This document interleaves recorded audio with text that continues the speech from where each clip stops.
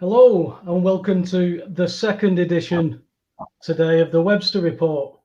The first one didn't go according to plan because my guest, who's been doing a lot of travelling, ended up getting up a bit late, so that never happened. But Aid from Raconteurs News jumped in to save me sitting here talking to myself, and then me and my next guest half an hour ago got a connection up, said, yeah, we're sorting, then all of a sudden the internet went down.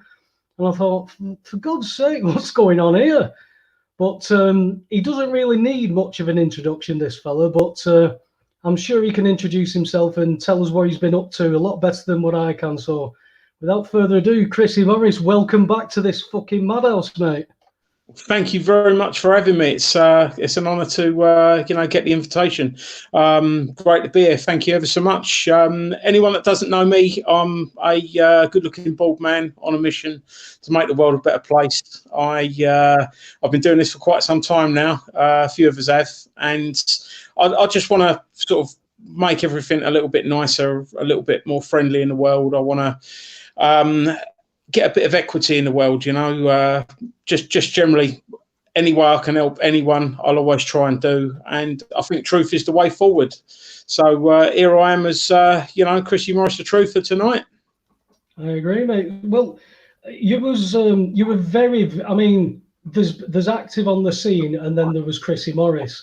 And there's a few people like yourself who've been so active on the scene and then just disappeared. Now you kind of did that, and I know you were going through a lot of personal stuff, and you can go into, or you don't have to, whatever you like there. But let's just take it back up to the crescendo, which was Channel 5, basically.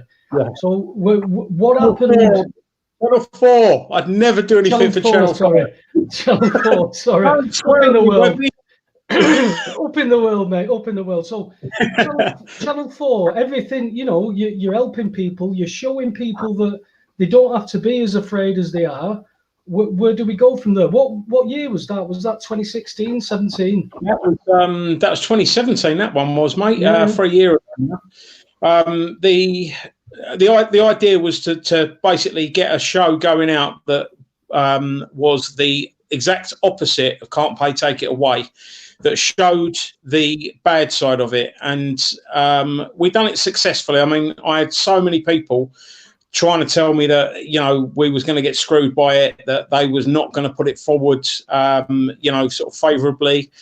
And I've been involved in television. I've done a lot of security for television, and I've got quite a good feel for it. It's something that I know quite a lot about, because when you're a security guy standing there watching everything happen, you can pick up some absolute gems on it. So I knew what I was looking for. It was something that we needed to do, because a lot of the time on social media we're just talking to ourselves. Yeah, I do believe that that social media is being heavily controlled. The amount of followers you get, I think once you hit a certain amount of followers, and once you get on the radar, I think what they do then is they suppress everything you put out. So, 3 years ago I had 16,000 followers on Facebook. Now I've still got the 16,000. It keeps ducking and diving and stuff like that. I just get the feeling that once Zuckerberg and whoever decide that you're too prominent, that they do a little bit of a hatchet job on you and keep you where you are. But I was never in it for the ego. I was never in it for the likes or anything like that. I just wanted to sort of like make my point, and I thought that I could put it across a lot easier than some people and a lot better than some other people. So I found it dead easy, Chrisy. I just told people that the gas were free, and they called me a cunt overnight. Well, that's the funny thing. I mean, I've not got a lot of actual factual evidence for this one, but I'm going to go out there and say it anyway. The moment that I started taking on the courts, because obviously there was a high-profile case up in Glossop, and it stank to high heaven. It still stinks to high heaven. Yeah. We could do a whole show on that one, Webby, and maybe one day we do. But that actual one was was the one that they really, really worried about. I mean, it became apparent that within literally 2 weeks of the copper getting hold of the case, he should have dropped that case instantly. But what they done was they kept me going backwards and forwards up to Manchester, and they actually convicted me in the magistrates' court. They done a proper, hatchet job in the Magis.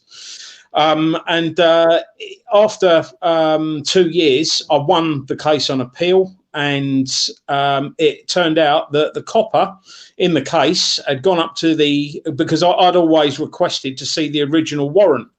Because the thing is, I mean, I've been around now, and I've been to a few evictions, and I do know what their paperwork looks like. And what they were showing me was something I'd never seen before. They wouldn't give me the document. Obviously, I didn't want to actually say that they'd served me with it or anything like that, because that would be a whole new kettle of fish and a whole wasp's nest opened. So I basically said to them, I want to see the original. Would give me the original, and I think the piece of law of it would be the best evidence rule. That was still about at the time, and so I was asking, where is the original? Because that is the smoking gun. If they produce it, I do believe it's going to be a fraudulent instrument, which So the copper in the case, he got in touch with a bailiff company. Won't mention them by I can't even remember what one it is now. But he got in touch with them, and they basically told him to jog on. They said, no, you're not having it. We ain't got it. You're not having it. You can't have it. No. And from that moment, he should have then not wasted the £100,000 they spent trying to get me on a silly obstruction charge for basically helping a lady. And I went up there, done it for free. I wasn't, I didn't want any money for it. It's not like I was chasing anyone for money or costing anyone money. I simply wanted that lady, who was a lovely, lovely girl, one of the loveliest people you'll ever meet. She didn't even have a parking ticket to her name. She was a straight up teacher. She got royally, royally screwed by them, and no one seemed to care. Yeah, I mean, even now I just struggle with, because the buildings are still there. So how they are ignoring the evidence, which is in bricks and mortar at the site, that the houses are bricks and mortar, they're there. The evidence is still there. You can go there and you can go, do you know what? There were no fact stones, because it was all over these cut fact stones. They took advantage of the lady's naivety. They really took advantage of her kindness. So I won that case, and obviously anyone that has followed me knows that I put a lot of information together, because obviously being quite prominent in the anti-bailiff world especially, I was getting sent a lot of information, and I'm not a fool. So I don't just sort of like run with one person's information. I check it out. I collaborate it. I always make sure that I'm pretty sort of like, watertight with what I put out. And if I'm not, I'll always say this is my opinion. I got warned about quite a few of the can't pay, take it away celebrity bailiffs. And it turns out, as I already thought, they were scumbags. You've got one guy there that pled guilty. He actually pled guilty for extreme pornography, because he got caught videoing himself doing something with a Dalmatian that you wouldn't want anyway. It's not past watershed. So you've got one guy, extreme pornography with a dog, pleaded guilty to it as well. So there's no question. He can't even say, I got found guilty, but I wasn't. He pled guilty. He admitted it. Then you've got the Fat Brian guy. There's so much to that story you wouldn't believe. I won't put it out because there's it's not confirmed, and it'll cause a lot of people a lot of distress that don't need distress, Mm-hmm. But Fat Brian and his best pal Levi Belfield, the serial killer and child rapist. That was Fat Brian's best friend for a while. Worked with him, worked for him, did stuff with him. Apparently, not nice stuff. So that went out, obviously. Then you've got the Delroy Anglin, the guy that was an ex-copper. That I believe the way the story went, don't quote me, was that he took some stuff out of an evidence room and had a party with it.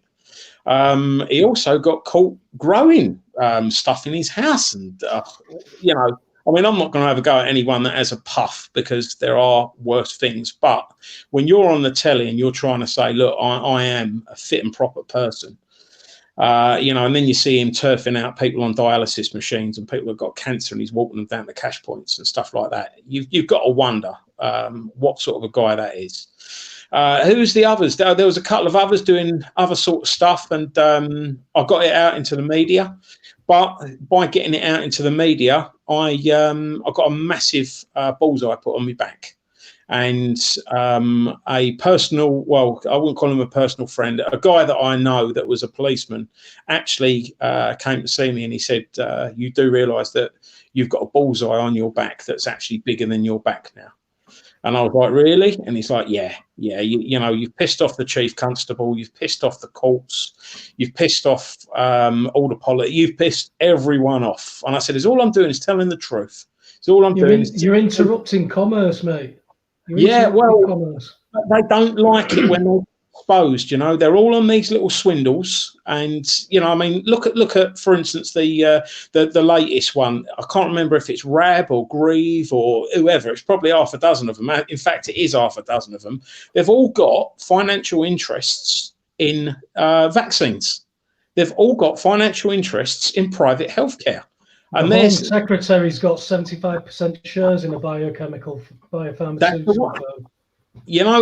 the thing is, I mean, because obviously after I've done all this, because I'm continually looking at how I can make things better and how I can sort of like progress this, because it's all right sitting behind, your screen, your keyboard, and bringing things up and stuff. But, there comes a point when you've got to try and be the light you want to shine, if you see what I'm saying. You've got to try, and don't just sort of like talk about it, actively try and do it, and however you can do that is what you need to do. So that's how it worked with me. That's how it worked out with me. With I started off with all the court stuff, and then as I learned more, and I got to a point where I weren't just learning, I was understanding more.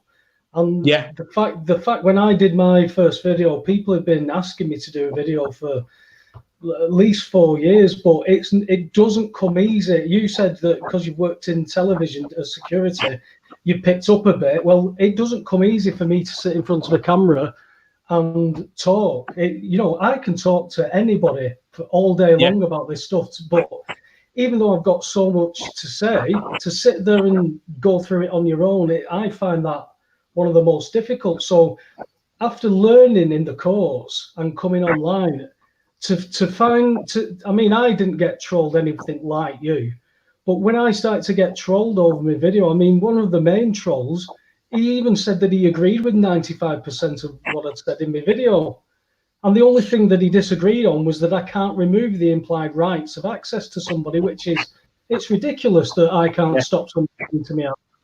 You yourself know that a bailiff has the right to come and knock. As soon as you told him where to go, that's it. Yeah.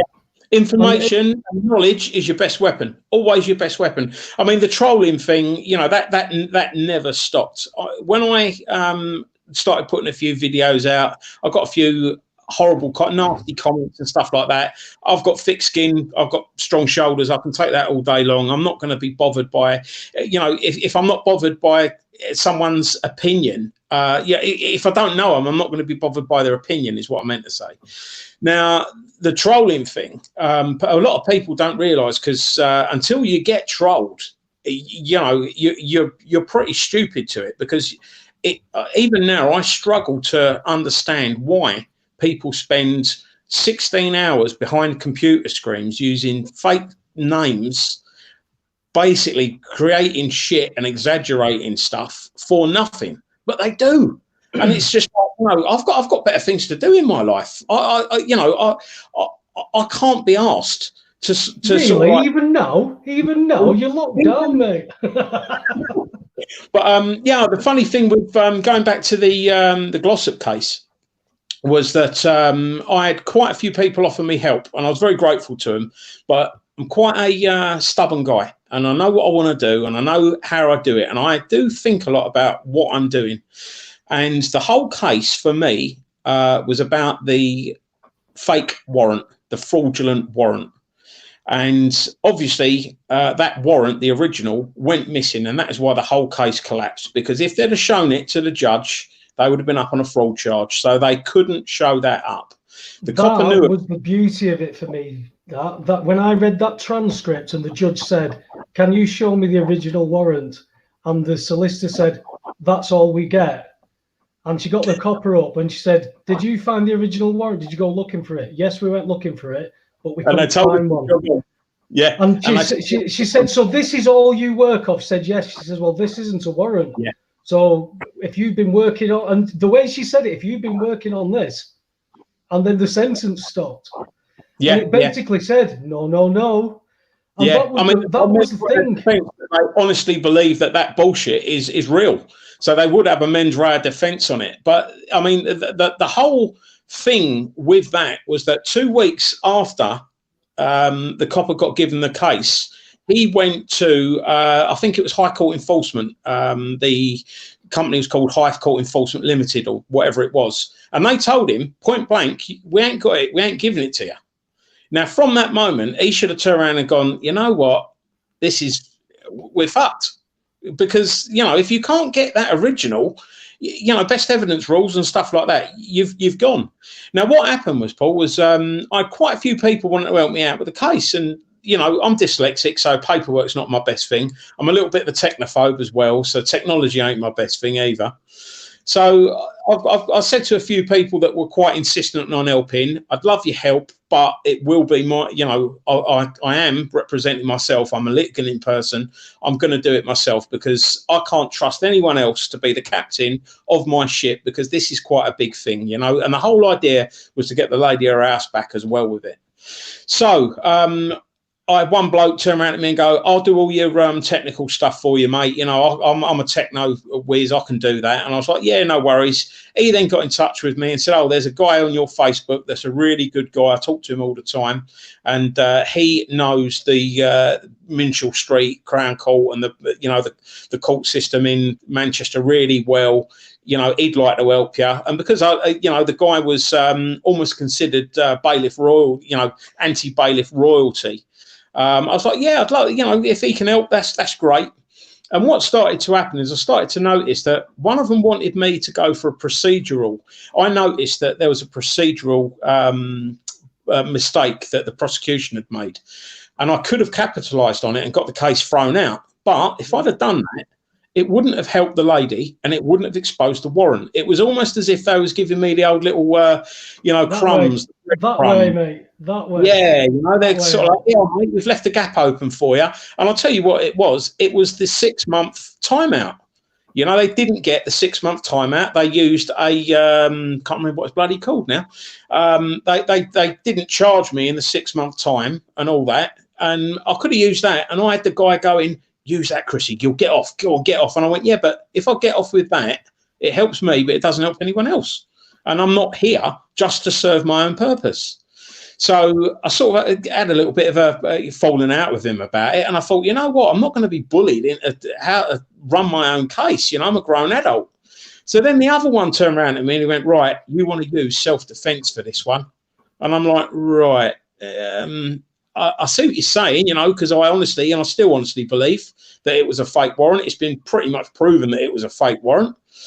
But if I use a mens rea defence, which is, you know, an absence of a guilty mind, all of a sudden I might get off of it because they might turn around and say, "Oh yeah, well he did honestly believe that he was, you know, defending the lady, but that doesn't help the lady and that doesn't prove the warrant was false, that was fraudulent." So what I said, "Thank you very much for bringing that one up." And I did consider that, but that won't help everyone. I want to do this and I want to go for the warrant. And if I get done for it, that's my choice. That's, you know, that's what I stuck my colours to right from the very start. And that's what I'll go down with.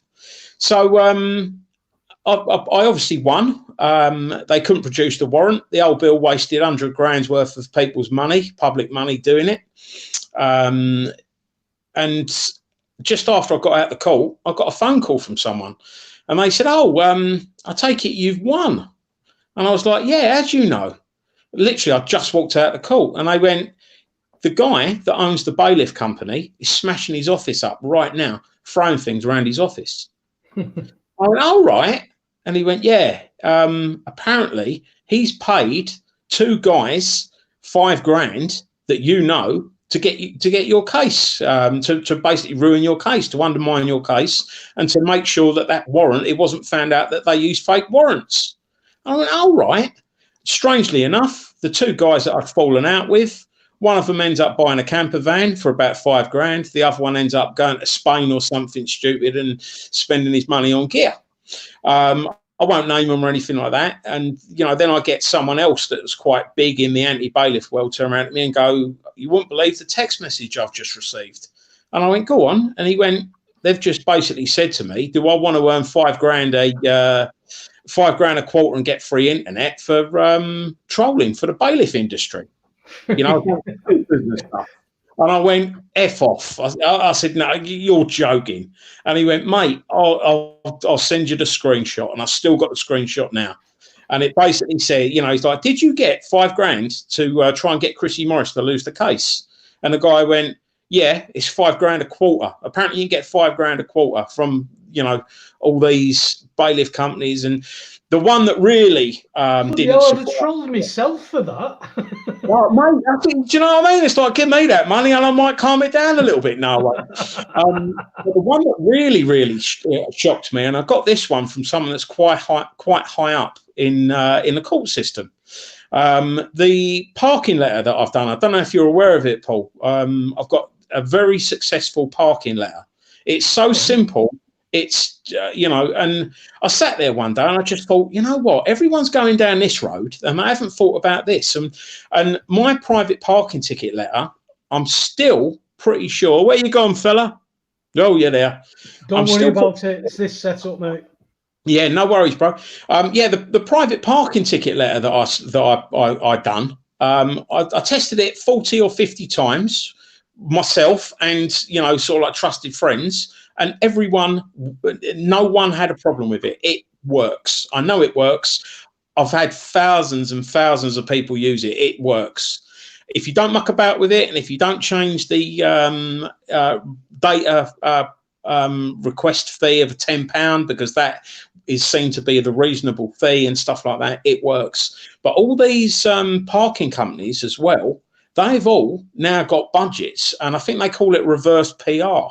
And what they do is they will chuck money at, anyone that is even in the groups that those guys are in to then, cast aspersions on the work we're doing, and put little doubts in people's minds. Because, that letter to them private parking companies, I'm reliably informed now, has cost them millions. They literally lost millions because people have cottoned on that they send that letter off and people are just not even bothering now. And it's all the work that we've done. Chris Jones in the chat room from Beat the Bailiffs and the Banks, he's saying that it's a winner and it's used regularly in the... Yeah. I mean, the thing is, it's, I often go out there now and I put the letters up and I ask people, because, I'm not stupid. I don't think I know everything. Only a fool thinks that they know everything. Definitely. And the thing is, one day someone might look at that parking ticket letter and go, I know how to do it. Yeah. And when they do, I want to know so that I can then improve it. I'm not going to fix it if it's not broken. There's a couple of little fixes on it that I think I can do. But as it stands now, it's unbeaten. And there was one case of a guy that basically copied my letter, but he put £100 in for the data fee. And the judge found that unreasonable and he lost. And everyone's going, oh, your letter's been beaten. Your letter's been beaten. It's not my letter. I've put £10 on there because £10 is the reasonable data protection admin fee. If he's put £100 on it, I would look at that. If I was a cocksucking parking lawyer and someone put £100 on that, I'd be like, oh, I think we've got a gap here. We can get him for that because the judge would love to sort of like, to bounce that one out. And that's what happened. But yeah, it's all the private parking companies, all the bailiff firms. I think there's other sort of like private corporations and stuff. They will all pay trolls to troll us. Yeah. I mean, after I'd done the documentary for Channel 4, I can't mention no names. I spoke to a guy that was doing a documentary on trolling, because he noticed that some of the trolls were on completely different, subjects. And he was like, right, have you ever bumped into this troll? And I was like, yeah, I have actually. And he went, what do you know about him? And I went, I'll be honest with you, I blocked him. Because the way trolls work is they try and take your energy. They grab your energy. And the more time you spend on them, the more they will troll you, because that is what it's all about. It's about suckering you in to wasting your time on them. And he went, can I tell you about him? And I went, go on then. And he went, we've identified over 70 different profiles on social media. 70. And he is the top troll out there. He has got groups of trolls that are working for him. He gets money from, apparently he gets $3,000 a week from all these different companies and whatever else to troll, and it's all in their reverse PR budgets. It's craziness. And then you get your nutters. I mean, I've just been told about 14 times now that my old stalker that was sadly in that documentary, he's now turned back up again.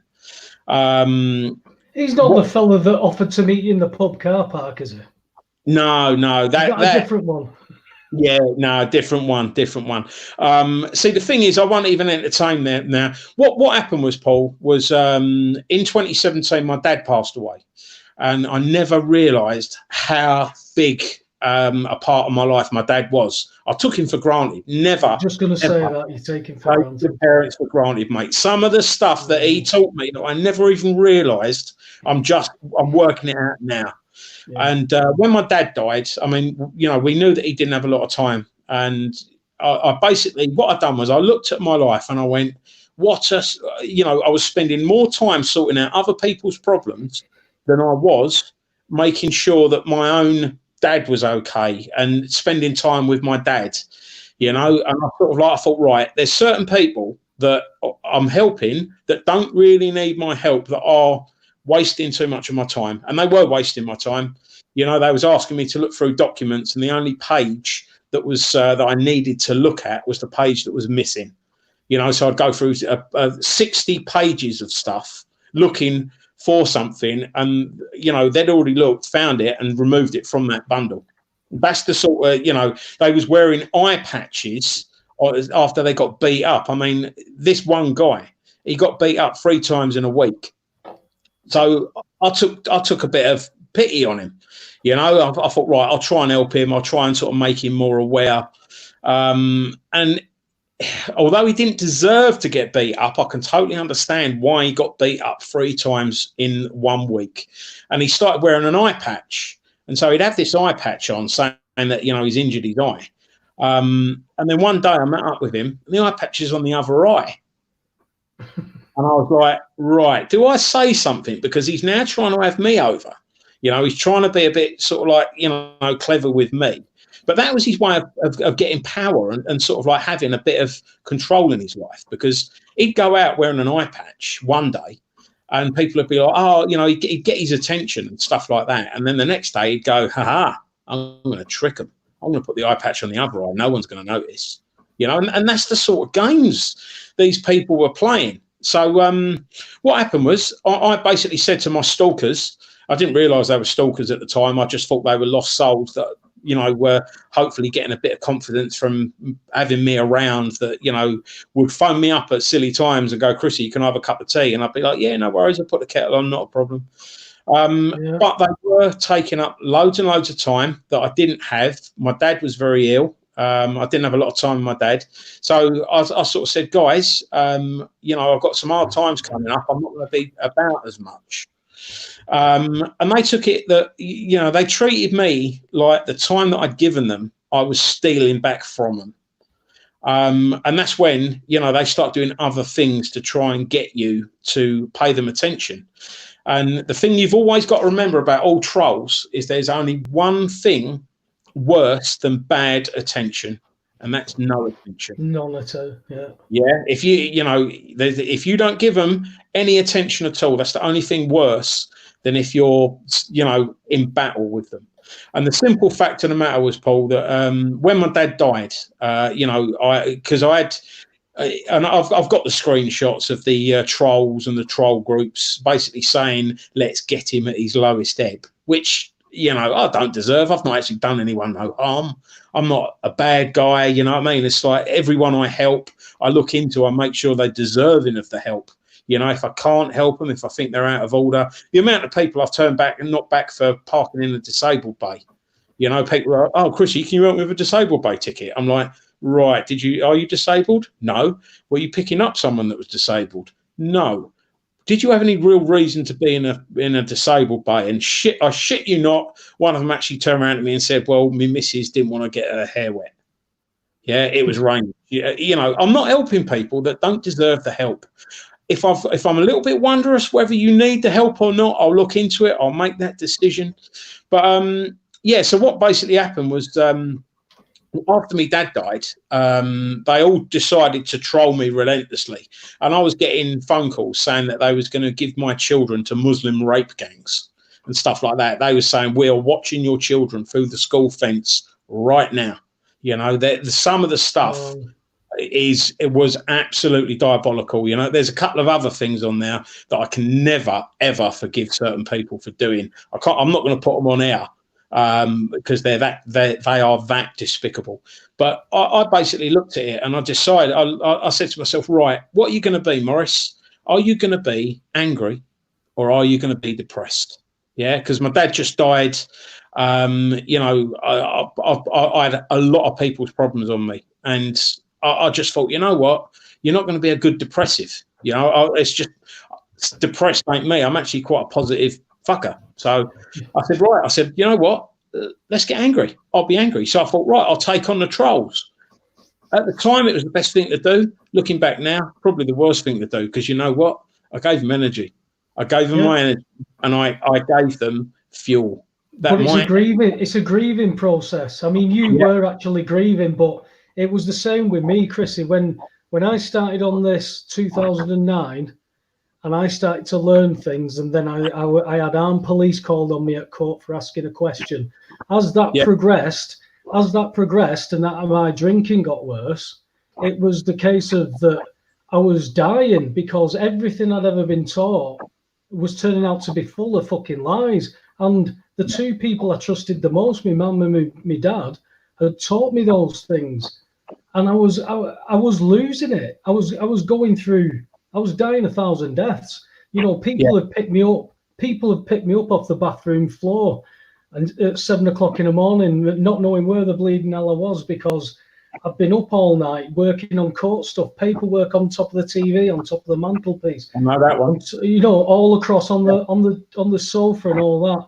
And then you stood in front of the bathroom mirror yourself at 2:10 going, your gas is free. Are you mad? Because you're trying to get your head around a debt-based economy. And when it clicks, and you do a video, and then you get that attack again. Now, I could have gone the same as you and fed them energy. And do you know what? I think at some point they did catch me. Somebody in the chat room mentioned one of the trolls that were on at me. I don't even hear anything of him anymore, to be fair. But there was loads of people threatening this troll, and he either seemed to love it or he was getting paid. I couldn't work out which it was, because to me it was a complete waste of time. Yeah. See, the thing is, I mean, that's why I don't even want to mention them now, because we're talking about them. And so there'll be trolls watching this right now. Hello, trolls. It's all right. I'm happy. And they'll be actually going, hey, we've got to him. We were getting to him. More for you, because, you know, I turned it round. You've obviously turned it round, and we're using it as fuel. And the thing is, Paul, I mean, what you're doing now, mate, is you are reaching out to thousands of people. Yeah, you might not realise it, but you are reaching out with the Webster Report. You are reaching out to people, and you are putting this out there, and you're making it more easy for them to assimilate the information, to take it all in, and hopefully improve their lives and improve the lives of the people around them. Because, well, if I can understand it, if an ex-taxi driver and an ex-window cleaner, if I can understand this, anybody can. They've just got to go and look at the information. what I'm sick of, the only thing I get sick of now is everybody's got an opinion, and they'll have an opinion based on something, and I have information that may affect their opinion. The ones who don't want to hear that information, I think, are not just ignorant, because ignorance, people get a bit hung up on the word ignorant. People think it's a slur, it's an insult. It's not. If I know something you don't know, Chrissy, you're ignorant to the information. But if I show you that information and you choose to ignore it, now That's that right. makes you either clever enough to understand that that information doesn't apply because of such a thing. Therefore, you can debate and throw it back at me and tell me why that information doesn't affect you. But when it does affect you, and I know it affects you, and you still say, I don't know what you're talking about, I've never read it, but that's nonsense, that's where you cross the line to stupidity. Yeah. See, that's the seed planted, though. And that's the way that we as a community need to go forward, because most of the problems that the world's got are just information problems. They're just knowledge problems. You know, most of the stuff that we can do to improve our situation is knowledge based. You know, get the information. And yeah, I'm not stupid, but I'm not clever. You know, I'm definitely not the cleverest person out there. You know, I've got a little bit more tenacity than most, I'd say. And I mean, you know, what I decided to do, the path that I decided to go down was to get inside the machine. Now, this machine, you know, and people might not realize it, but we're all cogs in this little machine, well, this massive machine. And this machine, because we're cogs in it, we think we're part of it, and we're not. The machine's actually working against our, against our best lives. So I looked at it and I thought to myself, how do I actually sort of like try and make a positive difference? And that's where a really good friend come along and said to me, you need to get involved in politics. And I'm like, I'm not a politician. And he went, well, why don't you try and be? Why don't you try and get in there to appeal to all the people that are completely disillusioned with politics and with community and stuff like that? Because when you think about it, politics is everything. If you've got a complaint about anything going on in your life, you can guarantee a political decision has got you there. Now, I never used to be political. I never used to sort of like, you know, give it much time, because as far as I was concerned, all politicians are liars and in it for themselves and stuff like that. But they're running the machine. Now, we need to get into that machine and change that machine, and we'll do it from grassroots upwards. And I thought, right, how do I start all this out? Because, you know, I'm not a person that will throw myself right into something if I've not got the required knowledge of it and experience to use it. So I got into becoming a local district councillor. So I'm a parish councillor and a district councillor. And, you know, I looked around and I thought, right, there's some people in there that have, you know, they're wearing all these bloody robes and stuff like that. And, you know, they seem to be all prim and proper and all that. But do they actually know what's going on in the world? Probably not. Because, you know, I mean, I go around I help a lot of people out, even now, not as many as I used to, because I just haven't got the time. But, you know, I deal with a lot of poor people, and I see what can make an impact positively in their life and what can make a negative impact in their lives. Half of the councillors that, you know, I'm in the district council with down in Malden haven't got a clue. They just haven't got a clue. They think that a poor person is something that is referred to in the Sun newspaper. You know, they don't realise why they're there, that they haven't had the opportunities, that they might not be able to sort of, you know, better themselves because of their surroundings and whatever else. And they're just disregarded. You know, they're not a voter. And if you're not a voter, you're no good to a politician. You know, I mean, I've got hundreds and hundreds, thousands of people that don't vote, that would vote for me if they had belief in the system. What we've got to do is we've got to put people back in with integrity, that speak the truth, that are literally trying to help everything, because, you know, you can't just really help one group of people. You need to help all of the people, and you need to get a unity involved. And while you're just helping that one, you know, the upper class, for instance, you're always going to have more people disillusioned, and no one works. You know, the unity just isn't there. So by trying to get more people into the machine, the political world, to change that machine, that's going to be the way forward. And that's sort of like, you know, why I obviously what with me me dad passing away, and then I had some family problems and stuff like that. I thought, you know what, I'm going to try and evolve this, because there are hundreds of us now that are trying to bring truth and trying to bring a different way of thinking to everyone. And brilliant. That is absolutely brilliant. I mean, Paul, when was the first time that you actually sort of like sat down and went, hang on a minute, this is a bit of a fucking pantomime? When was the first time? Well, I've always known it was pantomime, but I never was really interested in why and what for. I was always one of those people that I'm not interested in politics. And it was when I realised just how much interest politics had in me. But it was more so that banks not lending money, and then understanding that banks, bankers are stating, I don't care who makes its laws as long as we have control of the money supply. All of a sudden, the voting thing made sense to me. And then when I went and investigated it, and it's a worldwide thing where they say the best opposition to have is one that we lead. And then they put that through everything. They put it through jobs. They put it through public sector, private sector. It's that divide and conquer. Now, I was agreeing with you. Everything you've said, I'd agree with you right up until 4 weeks ago when they locked us down. When they gave us me Cat D and put me into an open prison, I was agreeing with you. But the way forward for me at the minute, Chris, is, and now it's a nice segue into what is going on, because it's going across the bottom of the screen now, because we've been doing shows like on average like 3-4 a week, because every day something's changing, and we're going, what's going on?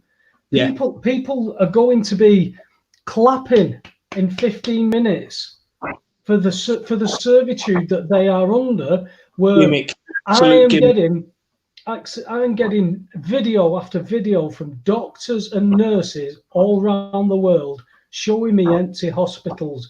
I'm getting virologists telling me that viruses don't act like this. You can't catch a virus. We'd have to inject it. You catch the bacterial infection, your body creates the virus. And I'm going, that makes so much sense. That makes so much sense. But then I look into the corner of the TV where people have just got, and that TV is telling everybody, you're going to die. You're going to die. Would you like an over 50s plan? Would you like an over 50s plan to leave some money to your family? Oh, hang on. If you die of COVID, that's a God thing. Oh, not insured for that. Sorry. Yeah. So we're not even testing for COVID, because we can't test for it. They're testing for samples, tissue samples from the family. They're testing for coronavirus, the family. Exactly. So you're going to be. You might have the rDNA in you that they're looking for. You know, it's all a play on words, really. You know, I mean, my 4 weeks ago when this all come out, because I had half an idea this would all happen. I would make a brilliant corporate cocksucker if I was that way inclined, but money isn't my God. It never really has been. I wanted to be successful. I wanted the people that loved me. I wanted me mum and dad to know that I was going to be all right and stuff like that.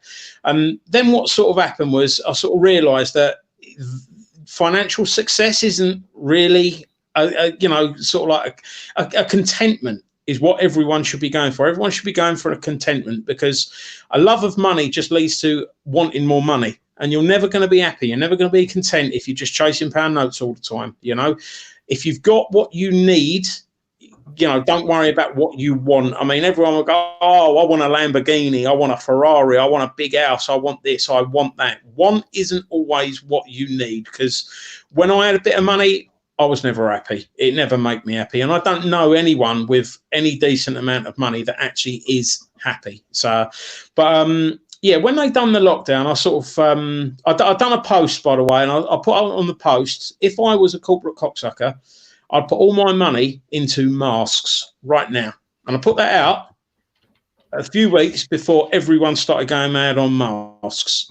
Yeah, I've assessed the situation. I've looked at it. I've done a lot of research on it. And you know what? It really annoys me about this whole thing, Paul, is that fear has done what education should have.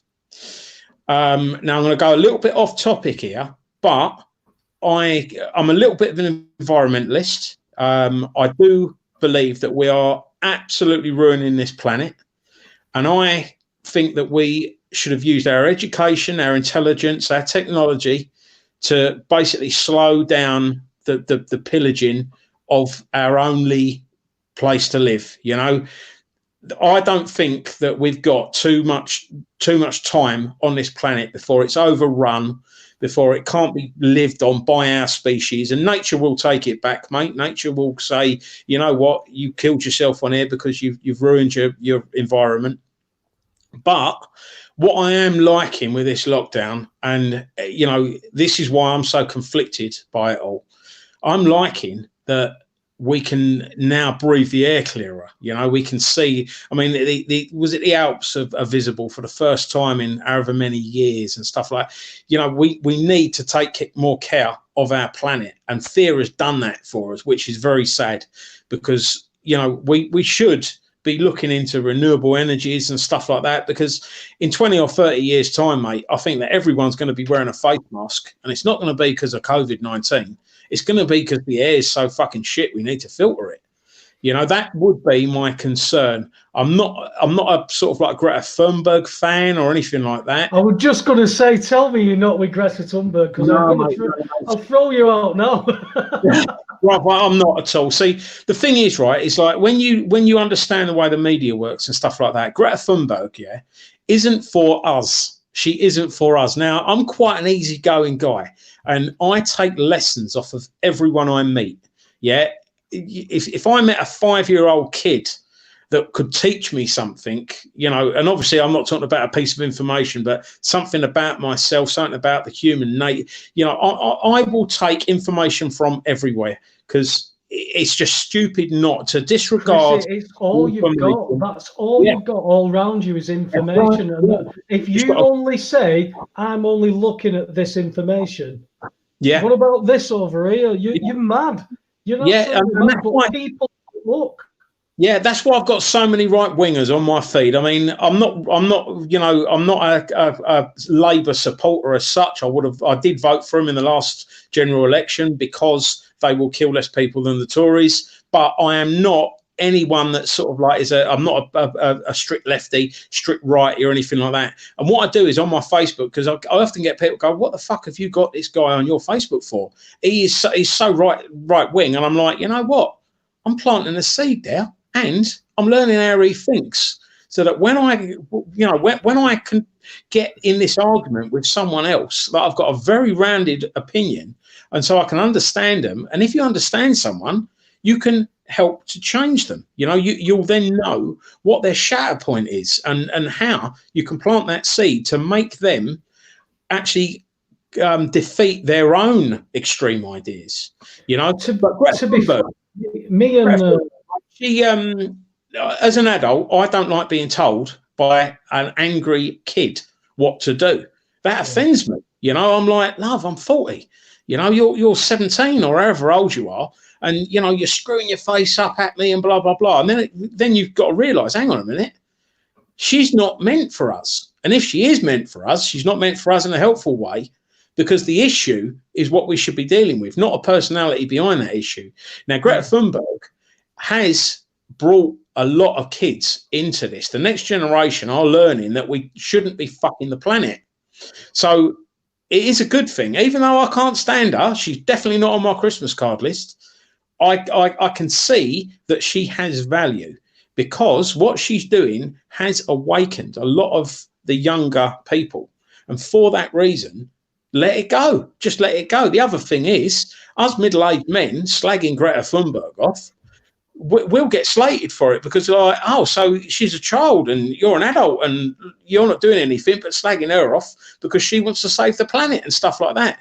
So in a way, it's a perfect thing for the fossil fuel companies to actually sort of like want to put out there, because just as many older people are getting annoyed by her as the younger people are getting inspired by her. And that's where us older people should go, hang on a minute. I just realised she's not, we shouldn't get offended by her. What she's saying is basically right. And we're getting offended because our egos are offended because a kid is telling us what to do. See, I were offended by the kid. I understood what the kid was, which was a kid who was being propagated to come forward to bring up a subject which was targeted again at that demographic of younger kids. Yeah. But it was for a reason of tax purposes being pushed with an agenda. I'm all with you about we should stop raping the planet, mate, but there's a massive agenda behind this. Aid Hardy's just posted in the chat room that if you agree, it's a question to you, Chrisy, if you agree that the banking system's debt-based and completely owned just by a handful, why do you think the theatre of politics is real? See, I don't think the theatre of politics is real. I mean, I can remember thinking, right, what Rothschild is sitting there laughing, deciding whether he's going to have two ladies in or two men in, and having the same haircut. It almost seems like literally a pantomime. So it literally is. What I believe that they cannot get control of the political system if you infiltrate it from grassroots level. Now, the grassroots level in this country is getting on your local parish council, a parish councillor. You get no money for it. You just have to turn up. You put your hand up to stuff you like. You put your hand down. You don't vote on stuff you don't like, blah, blah, blah. There's not a lot to it. You don't have to be a brain box. And there are a lot of stuffy, older people on it from what I have seen. The council I'm in is a little bit more positive and a little bit more progressive. But I see a lot of the older parish councillors, which is that's the first rung of the ladder. They are basically, they shouldn't be in there. Yeah, they're too old. They've not got an idea about how to change the world. They simply want to just keep a status quo going, and they have got far too much faith in the corrupt people that are above them.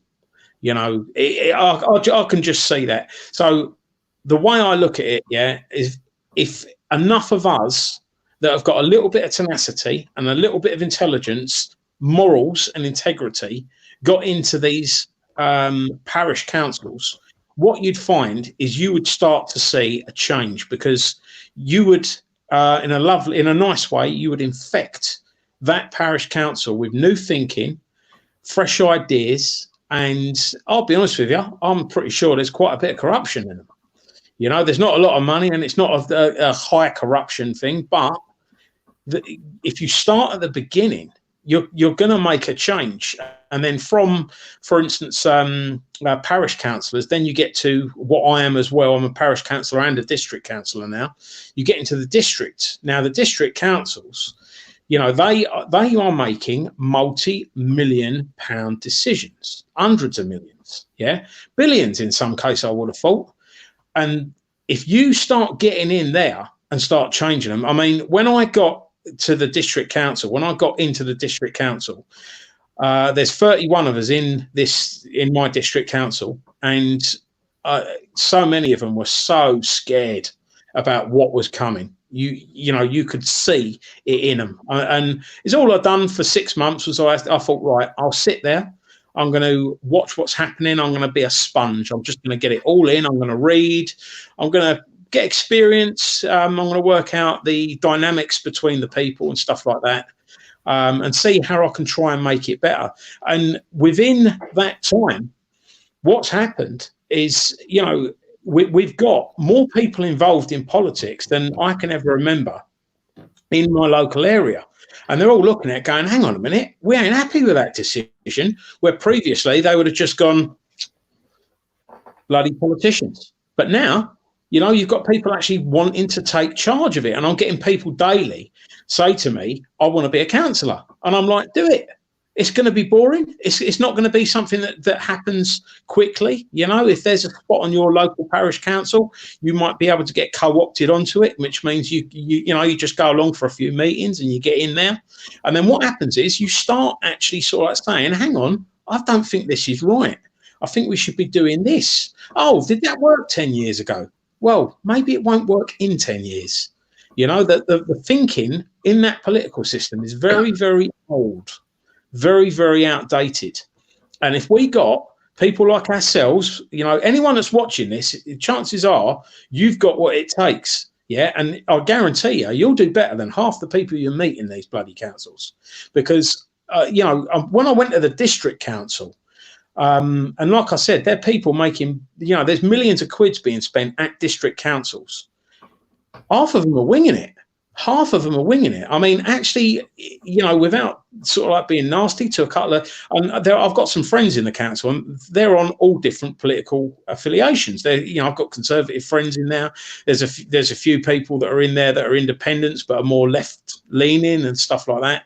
They're really good people, but I am shocked at the lack of knowledge in general in these councils, and I'm shocked at the ease that they can be manipulated and how they do not question stuff. I mean, I don't know if you saw, Paul, one of the my council, Malden District Council, had an extraordinary council meeting to basically put them in emergency measures, so that 31 of us didn't get a vote, only 3 of us do, and the directors that aren't elected were put in to make all those decisions. Basically, they put my council into emergency measures. Sounds like a hostile takeover. Mate, it was. And the thing was, I looked around me and everyone was in fear. And what I'd done, because when I heard about this, mate, I went and researched it, because I do not, one thing I hate is fear. Yeah, I cannot stand people being in fear.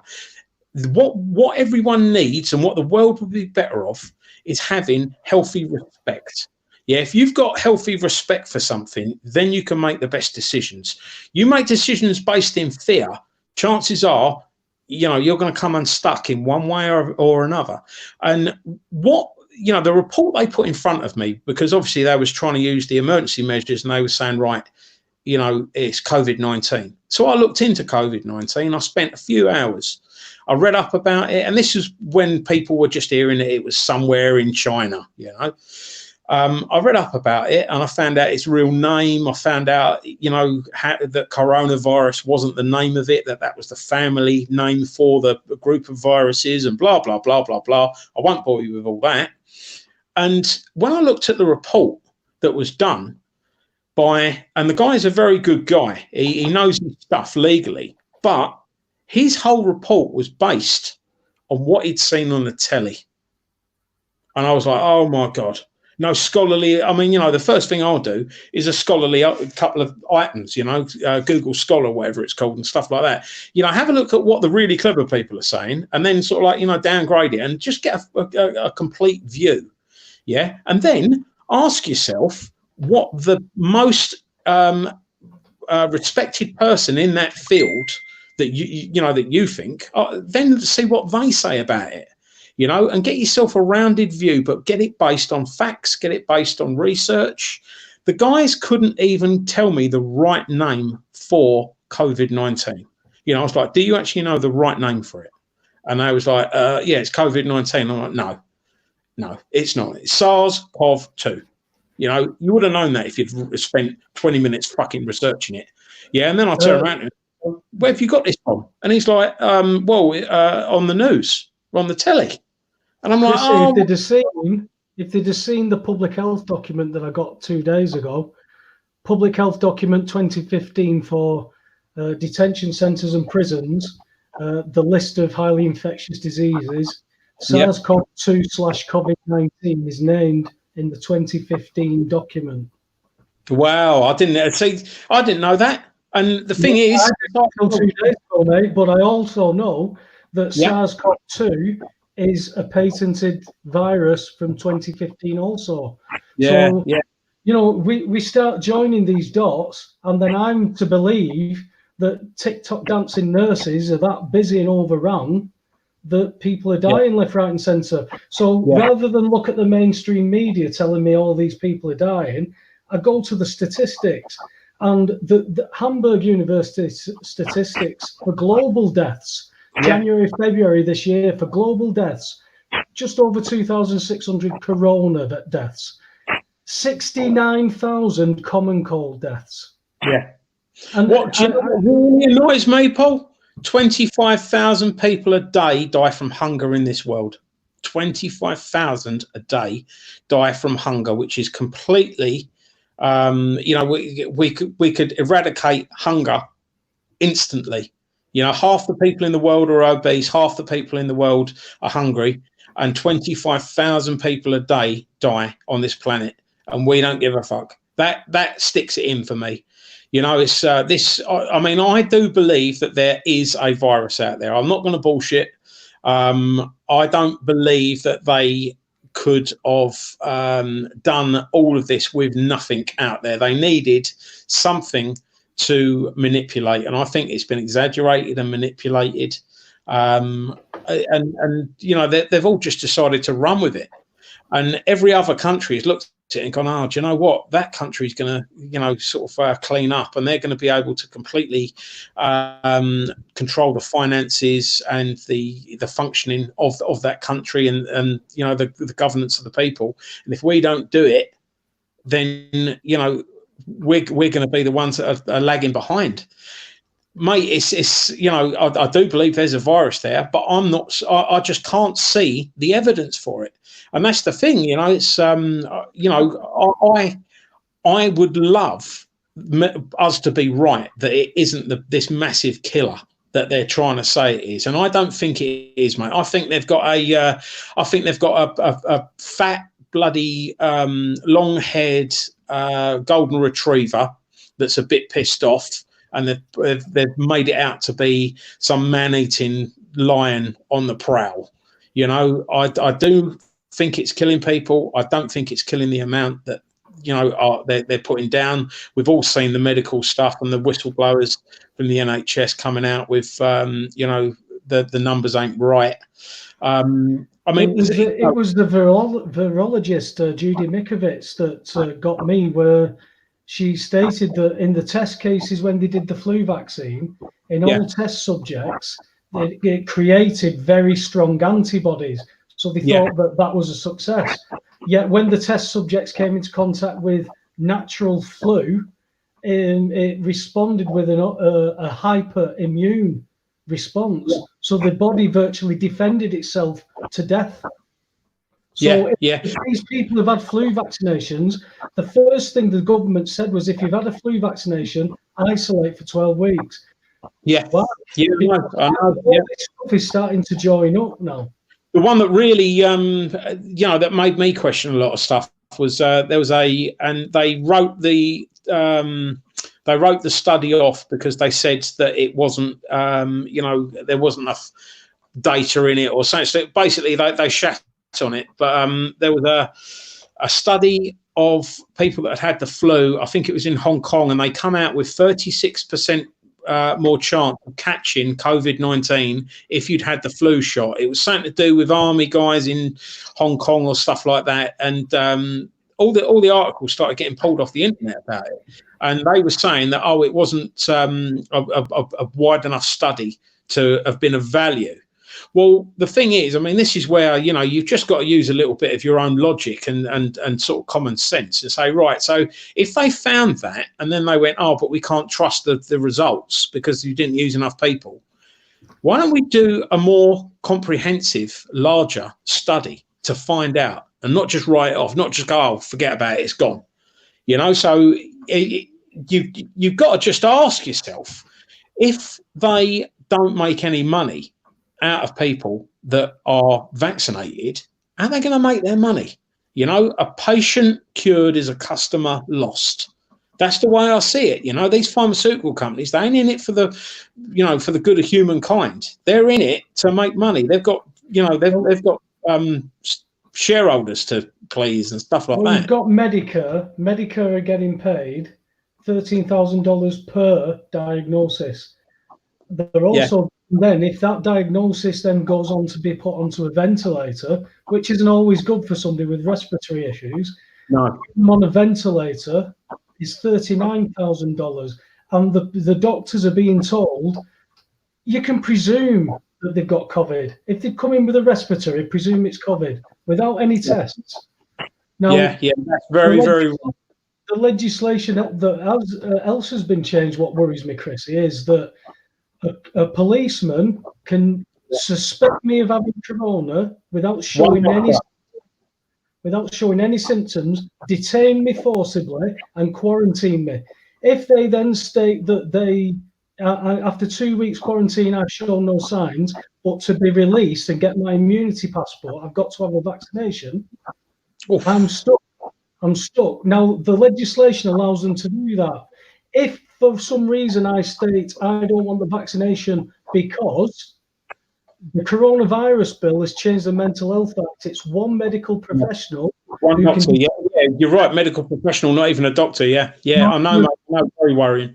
And the bodies, the people who are being diagnosed without tests as corona in hospital, those bodies are not being released for funerals. They're going straight to crematorium. Councils are offering funeral services and building their own crematoriums. There's something not right here, Chris. In history, it doesn't bode well. No, I totally agree. As I said, mate, I do believe that there is a virus out. I don't think they could have, put that bullshit on us that quickly, if you know what I mean. They've got to have had something. Something that really worried me as well was, I researched this quite a bit. We all know that the bat soup story was bullshit. The Daily Fail and the Scum newspapers, they both put out the video of a TV presenter eating bat in 2016. And it wasn't even in China. It was somewhere like Polynesia or something like that. I can't remember now. But yeah, the whole bat video soup stuff was a load of rubbish. And a lot of people, even now, still believe it was bat soup in Wuhan that did it. And they're completely wrong. Now, I looked into both sides and I thought, right, let's have a look at both sides. And there's a very strong argument that it couldn't have been from anyone eating a bat soup, that it couldn't have happened from anyone eating a bat soup. And there's also another very strong argument saying that it couldn't have been made in a lab. So you've got two very strong arguments for either, which means you've got no chance of going down the middle and actually finding out, because usually, you take 50% from one, 50% from another, find out what the middle ground is. But there's absolutely no middle ground. And what really bothers me is I'm a great believer, and you find out what the cause was to help find the cure. And no one seems to be too bothered about finding out about, what caused it, because you find out the cause, hopefully that helps you with the cure. And obviously you can prevent any more of this happening. Well, the other thing. Well, for me, the SARS-CoV-2 being patented in 2015 tells me that it is made because the only flu that's ever crossed species is this one, and it's meant to be from eating a bat. Yet the recombinant strain, the meddled with strain, because I know a virologist said we can't state that we engineered this, because you would then have to think along the lines that we thought about this, sat in a lab and did something and did it. It doesn't work like that in a lab. You bring cultures in, you mess about with things, and it was basically you see what happens type thing. Yeah. Now, however this got out, be it somebody's done it on purpose. I mean, Fauci, who's advising Trump, the National Institute of Health, his institute is now being linked with 3.7 million being sent to the Wuhan biolabs whilst under the Obama administration. So Fauci's still there. Then you've got all this QAnon stuff that people are saying that Trump and the military are doing all this stuff behind the scenes. You've got people like Tom Hanks, Oprah Winfrey, Bill Gates, all looking like they're on tag.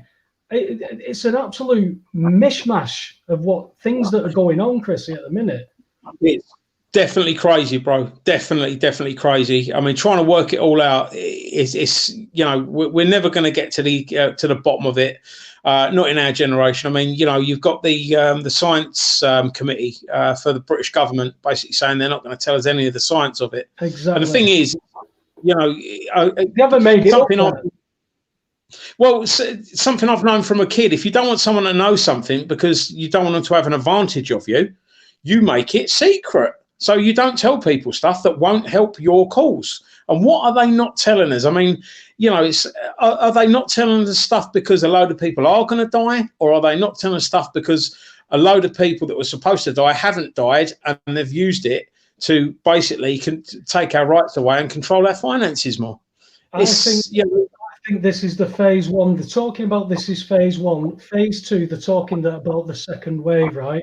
If you, I don't know if you've already seen it, Chrisy, but if you look at the Lockstep program by the Rockefeller Foundation, phase two. Yeah, well, I've got copies of it if you need a. Yeah, no worries. Bring it over, bro. Yeah, well, the second part of this is the waiting for the public pushback. Look at what they've got away with. Now we're 4 or 5 weeks in.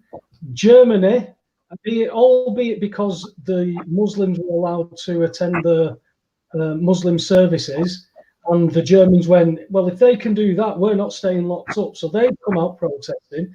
The French are rioting because of the heavy-handedness the police have done with the protesters. Ohio, Colorado, and several other states are all protesting, gridlocking some places to come out of this. Then on top of all that, you've got Sweden.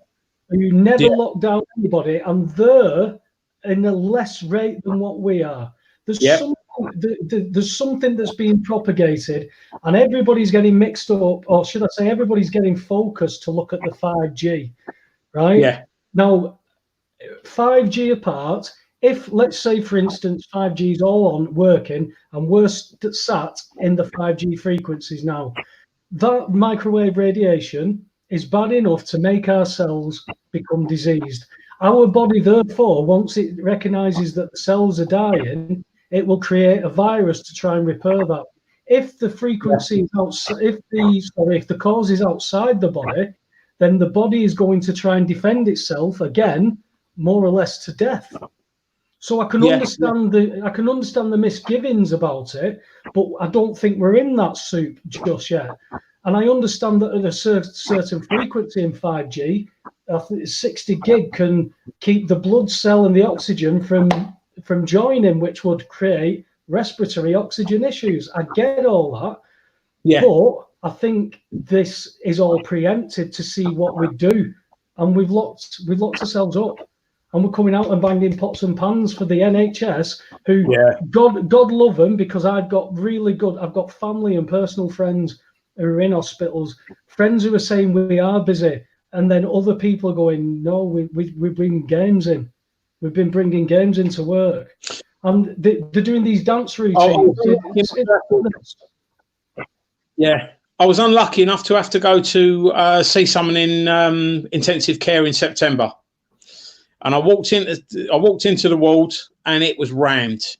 And I looked round. One of the nurses come over, and I went, "Oh, I can see you're really busy." And she went, "It's always like this.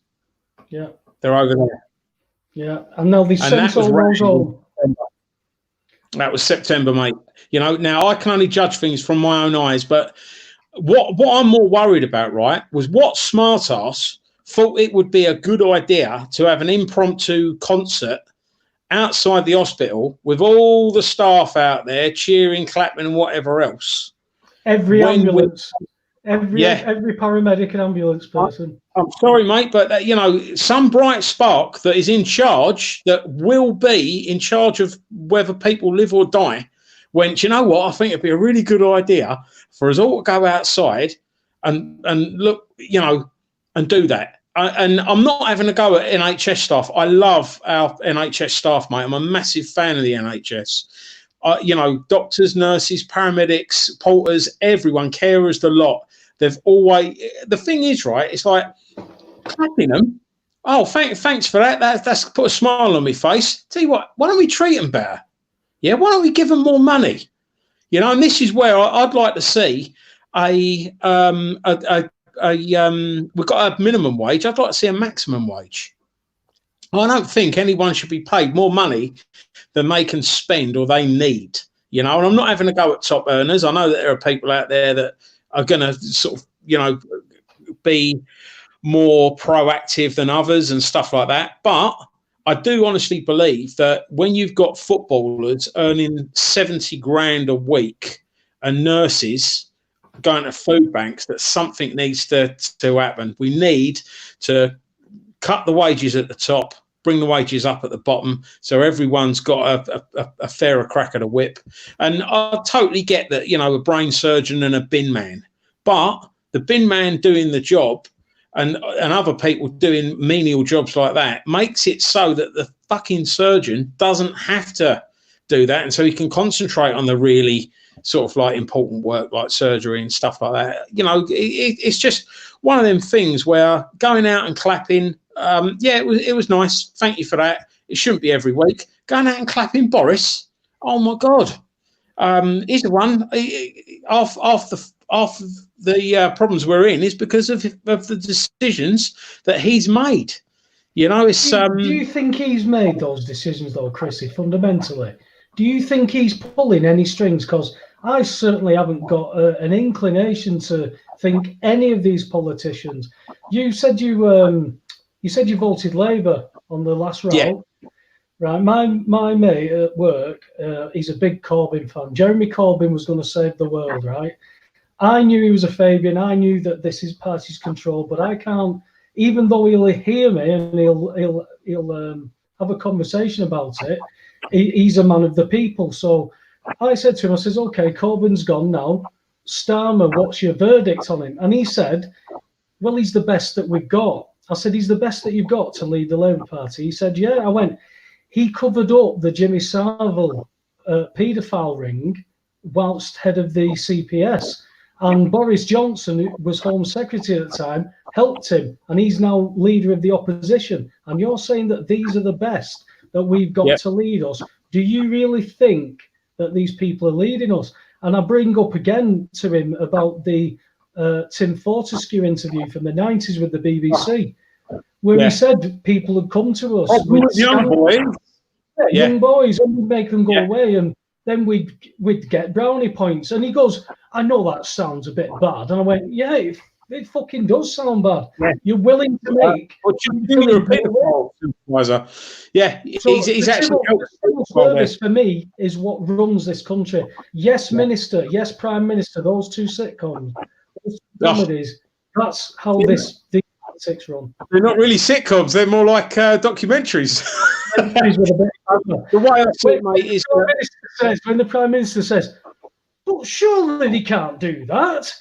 Really, Minister? I used to watch them with my dad. Now, the thing is, party politics has got to go. What I would love to see, I'm an independent councillor, and I'm the only independent councillor in my district. There are some really good independent councillors in the district. A few of them are friends, very close friends. They're really good.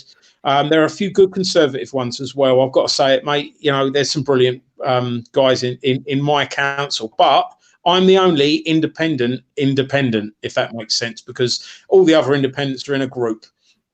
Now, what I would like to see, and it won't be probably, you know, the next general election, it'll probably be the general election after that. I would like to see everyone turn around and go, you know what, rather than vote in red or blue, let's get an independent person in that can properly represent us, that hasn't got, you know, that doesn't answer to a whip. And if you don't know what a whip system is, basically it's when you join a party, you get told that you've got to do this and you've got to do that, even if you don't want that. And I always remember asking a Conservative MP, Mike, well, I don't call him my Conservative, the Conservative MP for Malden District is a guy called John Whittingdale, and he voted to take money off of disabled people. And I thought, you know what, I've got to find out why. And I sort of already knew why. And he went, oh, well, that was what my party told me to. I had to follow the whip. Yeah. And I'm like, mate, you don't have to follow the whip. You should follow your morals. Since when has it been good to take money off of disabled people? If you want to climb the ladder, you do as you're told, mate. You're a yes man. They don't want people. You're not going to climb the ladder. They've got to turn around and go, hang on a minute. You know, these politicians aren't serving us. They're not doing the right things. What we should have is a Westminster Parliament full of independent people that don't have to follow what they're told, don't have to do what they're told.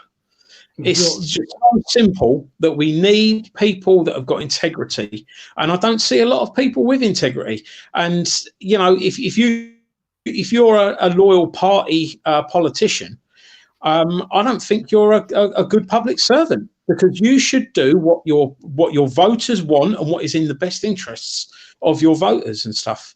You know. Do you see politics changing now that we're under martial law? Do you see it relaxing back to that? Because I can't see. I mean, you've got the likes of Bill Gates, who's never even, you know, he's been in the doctors, but that's about as much as he knows. He thinks he's a vaccine expert, but the guy gave us an operating system for a computer and then gave us a virus so he could sell us an antivirus. He's got a patent through one of his companies for a virus, a coronavirus, SARS-CoV-2, that we're now calling COVID-19. And now he wants us to offer us a biometric chip that he's got a patent for that does commercial digital commerce. So he wants us all on a biometric chip that we've got to get chipped and surveilled so that we're vaccinated and immune, and we can be monitored. And these people can come into our fucking houses and take people away who are. Is anybody else reading or hearing what they're trying to do? Because now I see people who still think that's a tinfoil hat theory, and I look outside banging pots and pans. Yay! Yeah. Now you know I'm not religious, don't you? I didn't know. You know I'm not religious. No, I'm not religious. I've not got anything against anyone that has got a religion. You know, faith is a fantastic thing. It's just that I'm sorry, I've got to say it, I'm not stupid enough to believe in a imaginary friend that's omnipotent. Now, I'm not religious, right? But I've got to say this, and I'm going to say it pretty plain. As anyone sent that cunt Gates the book of Revelation, the mark of the beast? As anyone, email him it, just say, hey, Bill Gates, have a read of that book of Revelation. I've not read it personally. I know a few bits and bobs out of it. It's worrying. And the thing is, mate, I believe in the Bible just as much as I believe in Moby Dick. Yeah. But the thing is, Moby Dick's fiction, the Bible's fiction. But let's be honest, yeah, they're both good stories, you know, and the story, it's there as a warning. You know, Bill Gates, he has got far too much power. You know, he's got more power than some world leaders, and that's what demons. He's not been elected. He's not got the mandate that he should have, mate. That's what demons have in this world, mate. This is Lucifer's world. You know, it's funny you bring up religion. I've never been religious. I went to a Church of England school, mate. My mum was Methodist, my dad was Methodist. When I got married, my wife-to-be was Catholic. Her father was a Catholic, but not practicing. Yeah, he wouldn't go to a Church of England church, and my mum wouldn't go to a Catholic church, but they both agreed on Methodist. So I always knew that religion meant nothing other than a control structure. But I've always known there's something beyond this world, Chrissy. I've had too many experiences to not know that there is something beyond the veil. Because 15 years ago, I was doing mediumship, and I was asked to go around spiritualist churches because I was good at it. I could give really good messages out. But then when all the legal stuff started, everything switched off there. I had readings to do for people, and I was getting nothing. It was like, I couldn't understand it. It was like everything, how I used to work, which I've never heard or seen spirit. It was always mind images and my feeling and my interpretations. But there was nothing. It was like somebody just just turned everything off. Then all the legal stuff started to happen, Chrissy, and bit by bit, materially, everything was stripped off me. Everything. I lost You people. changed your vibration, bro. You changed your vibration. I lost family. I did change my vibration. But the factor is, all I can say is not just a spiritual experience with what you would say a fictitious Jesus, because I spent an hour and a half when this happened to me. When I woke up, something had changed in my heart, and there was no anxiety. It was just peace, and it's been like that ever since. But the words that I heard was, "It is done," and I went, "That was Jesus." And then I went, "Why would I say that?" And I spent an hour and a half, and I've done it for 3 years now. And everything always brought me back to the Bible. And what it happened was, Chrissy, after that, I read Revelations and I read the Gospel, and something changed in me. And I could never sit here and say, "Chrissy, you're wrong about everything," because I can't give you that. It's what you said earlier. It's a faith. It's a faith. You might say it's a belief in a story. It's only what I can. It's what you feel, and I would never try and change anybody's mind on that. It's just, for me, this world is all sold out to Satanism, to demons. Whether we believe it or not, these people sacrifice to Baal, to demons, whatever it is. These people think they get something energetically out of it. This adrenochrome stuff, where this faction that are out of it, you can see celebrities, they're falling apart.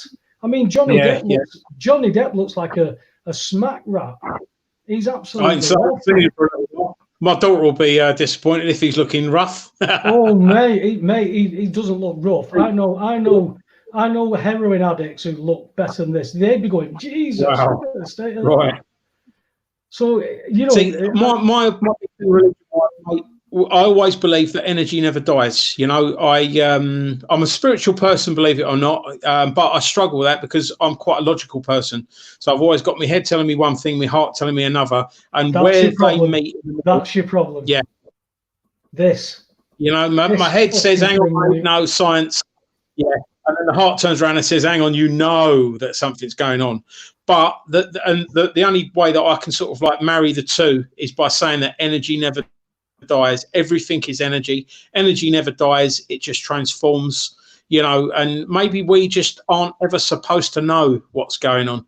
Maybe it's the limit of human, the pinnacle of human sort of like understanding will always fall just beyond that, so it's, I take it a bit deeper to inside yourself. The Satan character, you fight your Satan every day. He's here. That's your Satan. It's the one who makes the stupid decisions when you've had too many beers. It's the one who soothes you and tells you don't to have that drink. That's the constant battle that we have going on in ourselves. I remember an ancient, I think it's a Hopi saying, an Indian saying, where the kid asks, his grandfather's telling him about there's two wolves fighting inside you. Yeah. Which a good wolf and a bad wolf, which one wins? The one that you feed. And that's how I work out with this. But this is definitely Satan's world. It's definitely Lucifer's. You can self-gratify on anything and everything out here. Yeah. If you ever look into psychology, you'll see the shadow. I think it's Carl Jung, the shadow. And, some of the stuff that he's put together on there is quite brilliant. And a lot of the time, I think, especially when I was younger, if you didn't accept that you had a shadow, it was more liable to haunt you, if that makes sense. So, by sort of saying, hang on a minute, I can be angry. I can be nasty. I can be greedy. All the things that are in the shadow you. Know thyself. If you ignore, it's when you start to face them, you go, hang on a minute, why do I feel angry, for instance? Exactly. Why do I feel this? And something that, you go through life. Going back to it though, Paulie, you've got the new police powers. Now, yes. The really worrying thing, the Health Protection Coronavirus Act of 2020, I've read it. Have you read it, bro? Yeah, Mum. Have you read it fully, or? I wouldn't say I've read it fully verbatim, no. But if you've got something to fill me in on, do. Yeah, oh mate. Well, I mean, it's all out there now. I mean, I've put a few bits out there, but you've always got to be a little bit careful, especially Facebook-wise, that if you put too much out there, they give you a ban for fuck all. But You wouldn't believe what I see, got the problem I've got. Say again, mate. You wouldn't believe the one I got Facebook jail for the last time. Go on. No, don't tell them, because what'll happen is the trolls that are watching this will go back and report that one and get you barred for it again. So don't tell them. But no, you've got I mean, the thing is, right, the police have taken an oath, obviously, as we all know, they're an oath to uphold the law. Yeah, not the guidelines, not the rules, not, that we've got to have 5 vegetable or fruit portions a day and blah, blah, blah. They're guidelines, they're sort of, they're rules, but they're not law. And you've got far too many coppers right now wandering around hitting people with stuff that isn't law. And if they don't know it isn't law, they shouldn't be a policeman. And if they do know, they again shouldn't be a policeman, because then they're overreaching their powers. Yeah. Now, because I can't do any live videos on Facebook because they've banned me for a post I did 2 years ago or something stupid like that from doing lives. So I thought I'd take the opportunity just to put this one out here now. If you get pulled over, they haven't actually got any, pulled over in a car, pulled over in the street. I'll do the one in the street because that way we don't have to deal with the Road Traffic Act. So you're walking along and a cop pulls you over. The first thing is, under the coronavirus, the Health Protection Coronavirus Act 2020, they've got no reason there to make you stop an account. So they legally can't ask you what you're doing. You don't have to. They've got no stop an account on that one. Now, a lot of people are saying, oh, don't say anything to them. Yeah, I mean, that's always a good one, but they can ramp that one up. What I've put out is that if a copper asks you what you're doing, yeah, and this is what I'd say to, even if it wasn't in the coronavirus legislation and stuff anyway, be nice. So copper pulls you, I said, oh, what are you doing? I'm exercising. From that point, if you just stick to the exercising and don't say nothing else about what you are doing, yeah, they've got nothing. They've got nothing. Now, if you don't answer them, yeah, they can try and find something. They can try and, ramp it up.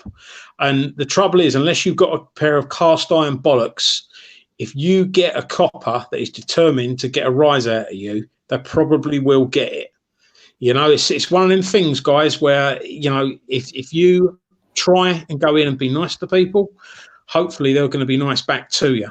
And the way I always describe it is, the first thing I'll do, and I know most of the coppers in my local area anyway, because they're in the council building and I'm a councillor there. But, I know most of the coppers. And if you just say to them, what's your name, mate? Oh, hello, I'm Chrisy. What's your name? Now, the moment they don't give you their first name, that gives you an indication on whether or not they're going to be an arsehole. Yeah. And from that moment, just go, oh, I've got to go. Can't stop and talk. I'm late. I'll see you later. And just get out of there. If that copper won't give you the common courtesy of a first name after you've given them yours, then just have a stroll off. Just walk on by. Just say, I'm sorry, mate, I can't stop. I've got to go. Have you seen what's happened with some of these coppers, though, recently, Chrisy? Oh, mate, I mean, the one about the guy that when he said, I'll find something, and who they going to believe, me or you? Who are you going to believe? I couldn't believe that. The trouble is, right, there are far too many coppers like that out there. Yeah. Now, I'm not anti-police, but I am anti-bad police, and I'm anti-corrupt police, and I'm anti-arsehole police. And I met a copper not too long ago, and I did, hello, mate, my name's Chrisy. And he went, on PC 42444422444. Right, right. And I went, oh, so that's a bit of a mouthful, mate. So what's your first name? And he went, I don't have to give you my one. I went, all right, mate, be like that, not a problem. 20 minutes later, I'm chatting away to the other copper all nicely and stuff, right? And the copper turned around to me and he says, oh, my name's John. And I'm like, there you go, John. I said, so, John, why did we have to sort of like, do that moodiness of you giving me only your number and blah, blah, blah? And he went, well, not all people are nice to me. I said, yeah, but the trouble is, mate, I was nice to you. I'm being nice to you now. Just because other people ain't nice to you, why should you be rude to me? We're all the same, mate. Yeah, exactly. You know, and the thing is, it's like when you get, you know, if you've got, and obviously from my work experience doing security and stuff, if for 12 hours you've got people giving you shit for 12 hours, in the last half hour of your shift, you're probably thinking the next fucker that walks up is also going to give you that shit. But our police, yeah, and it's right. It's easy to actually go, you know what? I've dealt with wall-to-wall arseholes today, and the chances are that's all I'm going to get. But it's when you management, mate.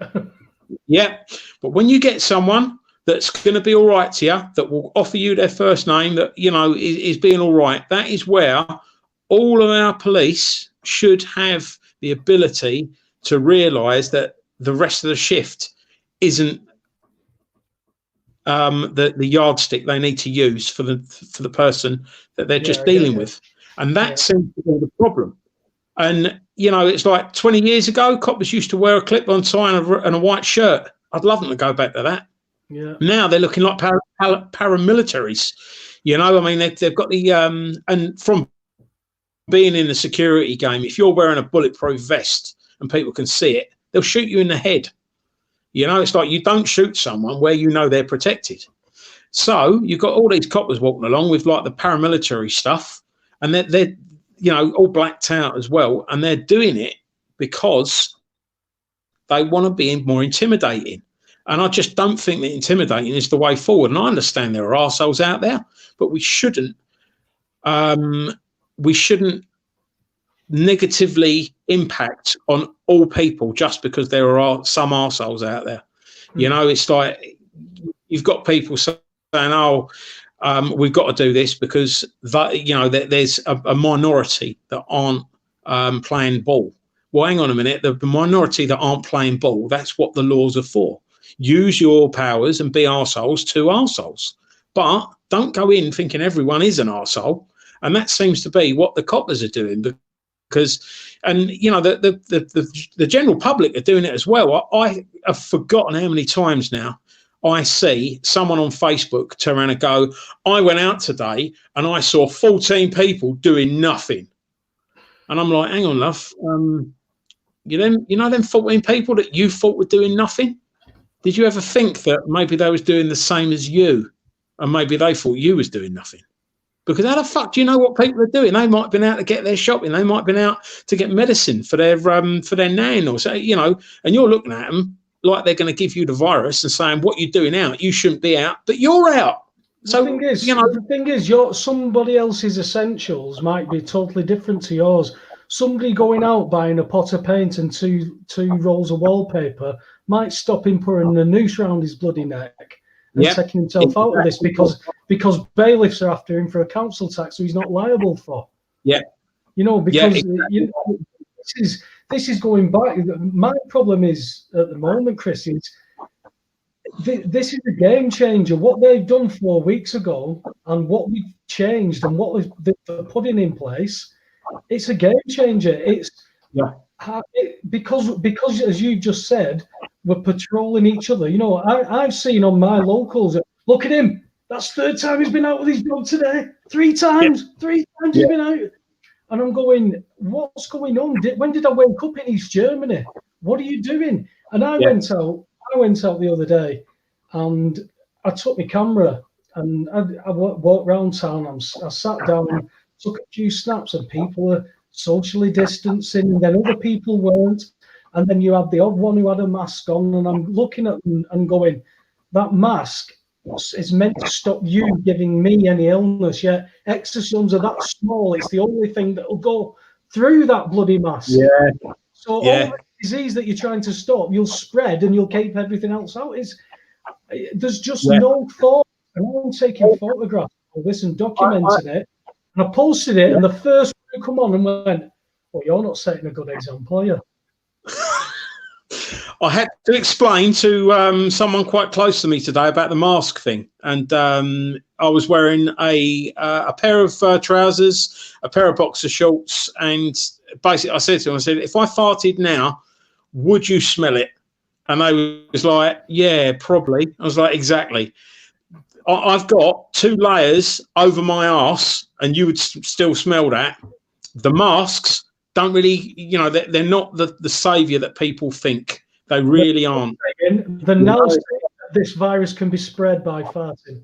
They're thinking it can well, I was just pointing out that you know, at the end of the day, the linen that you're wearing over your ass isn't going to, you know, stop the smell of a fart. And it's them microparticles, I think they call them, or whatever they call them, and stuff. That it's, you know, people are just, they are on a, they're on a mission to try and find something that will protect them from something that they've not actually researched too much, you know.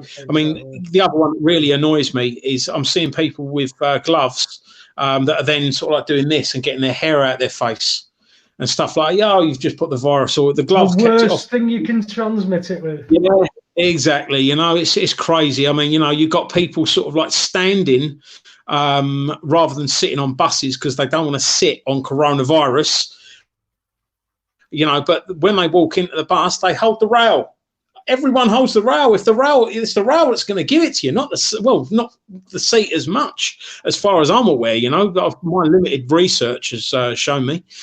But no, a guy today was talking about it. In fact, it was Aid. Aid was talking about a mate of his who does gigs, and he's found out that somebody who attended one of his gigs has died of COVID-19, and he's devastated. He's upset. But I said to Ed, I said, well, would he have been upset this time last year when somebody had contracted flu and died? Because he wouldn't have even found out about it. He'd have never heard about it. So why all of a sudden should he feel bad because somebody's died of a respiratory illness that we don't know if they'd had the flu jab? We don't know what other illnesses these people had had. But we know that COVID is being put down as every death. We know that cancer deaths are down. We know pneumonia deaths are down. Diabetes, COPD. There's people going into hospital with COPD. Oh, put him on the COVID ward. And the daughter's going, you're not putting him on a COVID ward. He's already got COPD. Yeah. He hasn't. But if they put him on there and he dies, that's another COVID. All these people that are dying in old folks' homes, they're all dying of COVID. Yet Matt Hancock said we lose 10,000 of them every month under ordinary circumstances. Yeah. So I mean, figures to fuck. You've got lies, damned lies, and statistics. I think that was a Mark Twain quote, and that is pretty brilliant. I mean, I'm no mathematician, but I do like a statistic because it's interesting how they can be manipulated and exaggerated and stuff like that. And did you see the Bill Gates meme, the photograph? What one?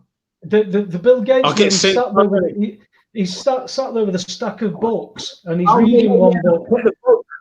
Lying with statistics.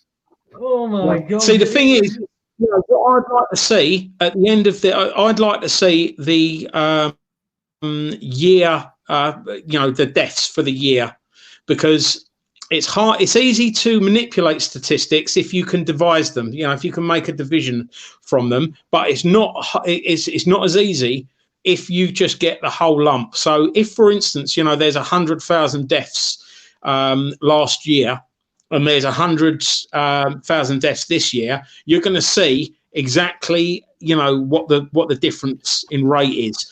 And if they're saying there's been what are we up to now, 16,000 coronavirus deaths, is it 17 maybe now, something like that? Model, so considering the model said that it'd be 500 to 600,000 deaths, we're not doing too bad. I mean, I had people, because I put that one out because they put down that, you know, there was going to be 500,000 deaths due to COVID-19. Then they said, oh, it looks like we'll keep it under 20,000.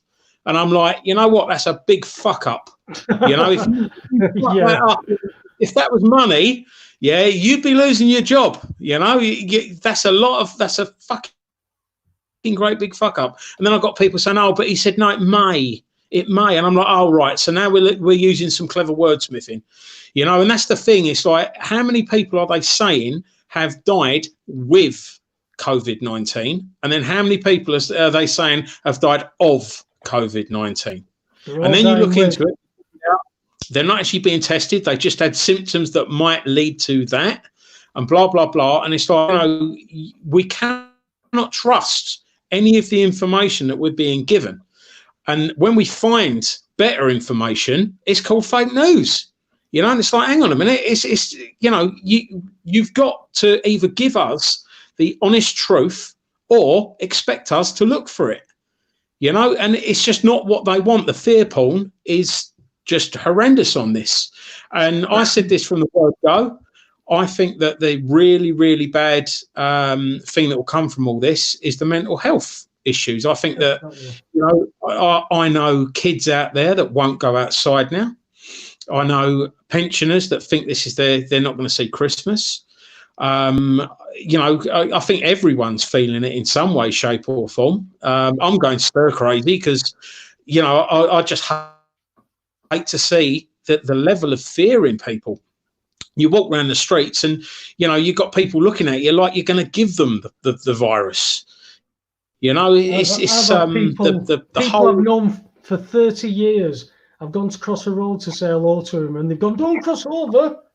Why? What's wrong with it? Germs. I went, "Oh, for God's sake, come on. We need to grow up about this." And do you know what? People are dying. People are dying. Where are you when all these people are dying every year anyway? Where are you when people are starving to death? Where are you?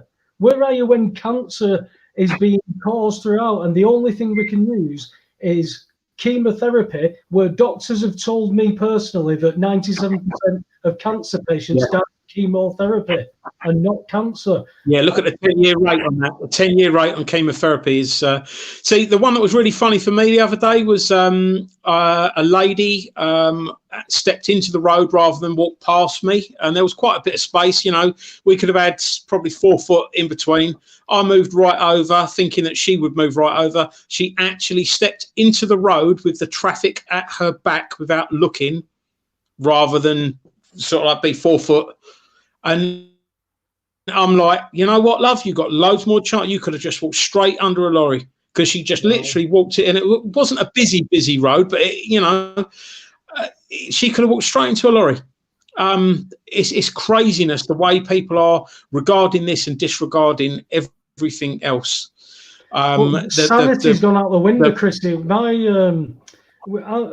a big Asda and a little Asda near me, and for whatever reason, I ended up in the little Asda last week, and the security guard there is a lad who used to work at my job. And I said to him, I went, "You're not going bonkers with all this stuff, are you?" And he went, "No." And we had a bit of a chat, and he went, he says, "There are some people going bonkers, though, maybe." He says, "Yesterday, a lad come in a wetsuit and an army issue gas mask.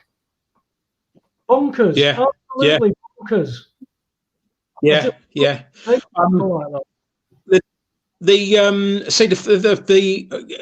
don't know if anyone's noticed, but I'm getting slated for chatting to a Tesco's manager. The other week, I was out doing some shopping, and someone I know was speaking to 2 paramedics, and they know one of the paramedics, and these 2 paramedics were on their break, so they were working in full uniform. And they was going into Tesco's. They needed to grab something to eat, a drink, and one of them needed a toilet. Now, the driver was the one that needed the toilet, so the other one got in the queue and went in. When this paramedic got to the front of the queue, and I'm not having a go at the kid if he's watching this or if anyone knows him, it's not your fault. You were only doing what you was told. You shouldn't have been put in that position. But the trolley boy stopped an in uniform on duty paramedic from going in, saying that you can't go in because the other paramedic is already in there, only one at a time. And he's like, "Yeah, but he's getting his sandwich and drink, and I need the toilet and get my sandwich and drinks. We're both working, mate." And he was like, "I've been strictly told," and he started rattling off about infection and protocol and stuff like that. And he's talking to a guy that's been a paramedic for 10 years about infection. And the guy ended up going around the corner and taking a piss up the side of the building and didn't get anything to eat. Now, that's crazy. That's absolute crazy. We seem to be putting too much faith and responsibility and authority into the hands of people that aren't trained, that aren't experienced, and it's just crazy. But it'll cause division. It'll cause unrest. It'll cause arguments and fights. Yeah. I was standing in a queue the other week, and the woman that was controlling the queue, she was telling a few people down the queue that her neighbour's hamster's brother or whatever, went in with a cough on the Monday and was dead on the Wednesday, and he's died because of COVID-19. And I couldn't resist it. I just went, sorry, love, but he went in on a Monday and he died on a Wednesday. And she went, yeah, terrible. Is his name Craig David? How could they test him? How could they test him? And she's like, well, he did. And I'm like, yeah, you really haven't thought that one through, have you? You know, it's like you go in with a cough and you're coming out with COVID-19. They've not even tested you or anything. And as you said, Paul, you know, they put you in a COVID-19 ward. If you ain't got it, you're fucking you're going to have it. And it is out there. It is out there. The thing that really gets me is that for my whole adult life, I've washed my hands. I've covered my mouth if I cough or sneeze. I've stayed away from people if I've been ill, and I've not gone near people when they are ill. I've done that for my whole adult life, and that is the basis of everything. And now it's like, oh, wash your hands. Hang on, shouldn't everyone be washing their hands anyway? You know, shouldn't you be polite? And if you're going to cough, I mean, I always, if I'm coughing, I'll put something over my mouth or I'll turn away and do it. You know, it's like, you know, it's so much of it is common sense. And to see all the people clapping on their doorsteps and pots and pans rather than going, you know what, rather than do that, let's get them a pay rise. I don't know a single carer out there that wouldn't swap a pay rise for a clap, or do you? It's just crazy. You know, the way it's happening is crazy. You've got so many people in such a state of fear that we should be putting out in the news how many people are recovering, not just how many people are dying. Well, and just saying responsible.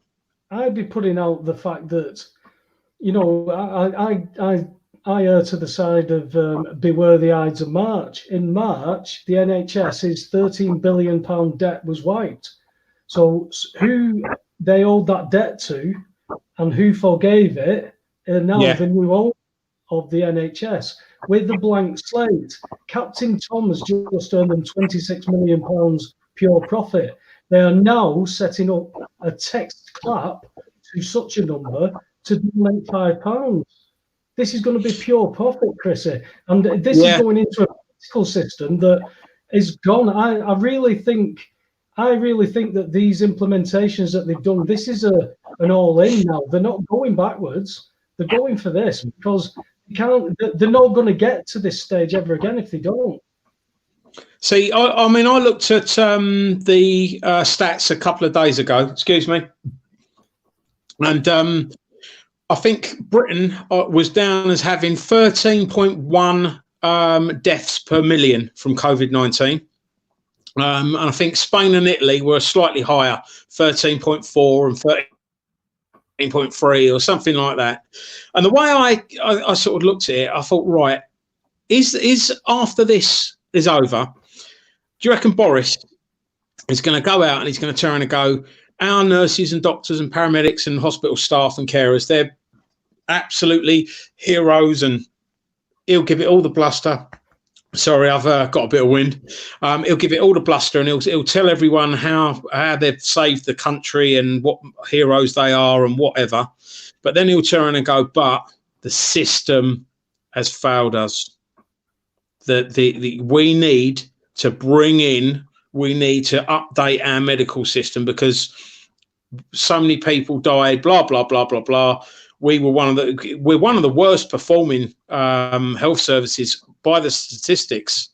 So is he going to do a nice way of saying these brave doctors, nurses, paramedics, carers, porters, blah, blah, blah, they are being let down by the system. They are heroes, but the system needs to be changed. And the only way to do that is by giving it to Richard Branson or some other cocksucker. Isn't that the way? Isn't that the way? But we've got 5 minutes left, Chrissy. We've got 5 minutes left. Yeah, no worries. Say again, sorry. Any questions out there that we've been posed at all, fella? I've pretty much covered most of the questions, and I have put some up on the screen, but I know that you struggle to see some of these that have gone on the screen. There was a few trolls that had to be, that weren't too, how can we put it? Weren't too nice towards you, shall we say?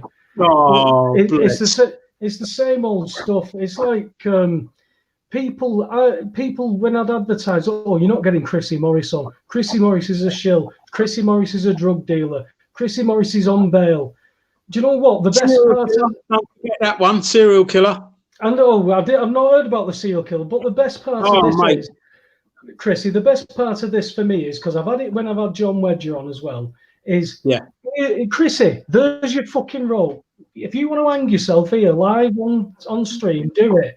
But I am only going to be here to ask you questions. I've disagreed with you on points like the political system and stuff. That doesn't mean we can't talk and debate. That's right.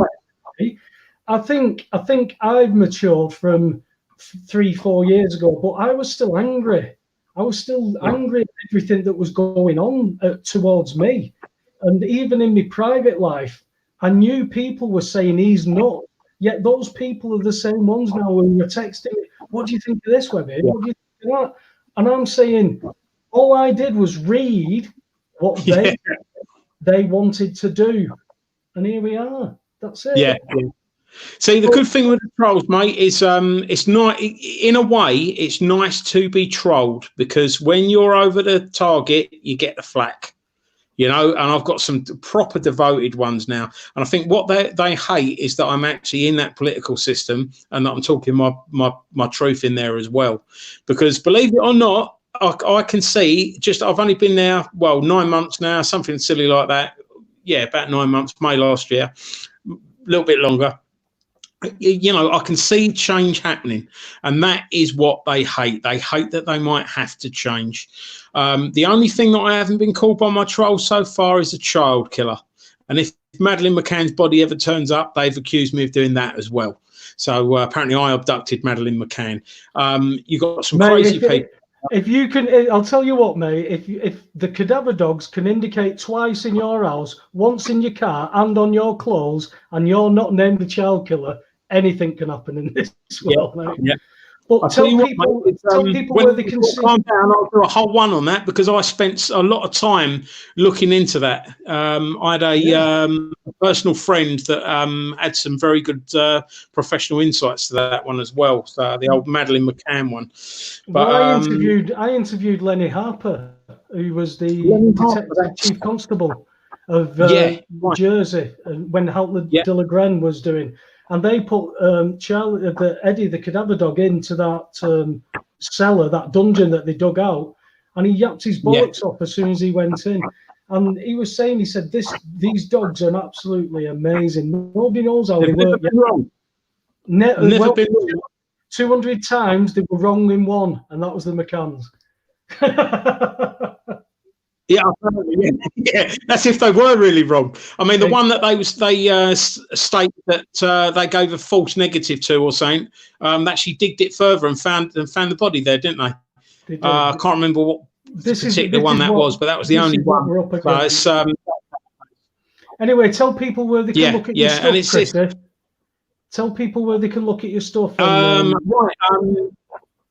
Thank you, mate. The two that I'm using more than anything else are Facebook and YouTube. Basically, it's Chrisy, ChryssyMorris. So it's Chrisy with one S. And that's the YouTube channel. I'm sticking my videos up on there. Obviously, Chrisy Morris on Facebook. You know, I'm trying to sort of get as much off of Facebook as possible. But obviously that's where my main thing is. And Chrisy Morris Official on Instagram, that's more of a sort of like a personal little diary thing as well. So you know, there's not a lot of information go on there, but if you fancy a laugh, Chrisy Morris Official on Instagram, Chrisy Morris on YouTube, and Chrisy Morris on Facebook. Paul, we need to do this more often. Of course. Well, this is why I'm doing it. I'm trying to reach out to people who I've not spoken to for ages, as well as people that we do speak to. Jason and Ada are all on the same thing, because it's about, we don't have a massive reach, but within people we have got a massive reach. You know, I'm speaking to people all around the world. It's amazing, considering I'm stuck in a back bedroom looking like I'm in a studio with flies all over me. But do you know what I mean? It's because I have got some experience with this stuff. It's not that I've just sat behind a keyboard. You know, I've got my scars. Chrisy, like you.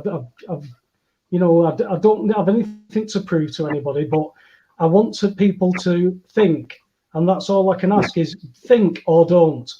Don't call people names. Think or don't, and scroll on. Simple. That's it. It's anyway, the way forward. Thanks for tonight, Paul. It's been nice catching up, and we'll do it again soon. Go on. So one last thing to everyone: just try and be kind.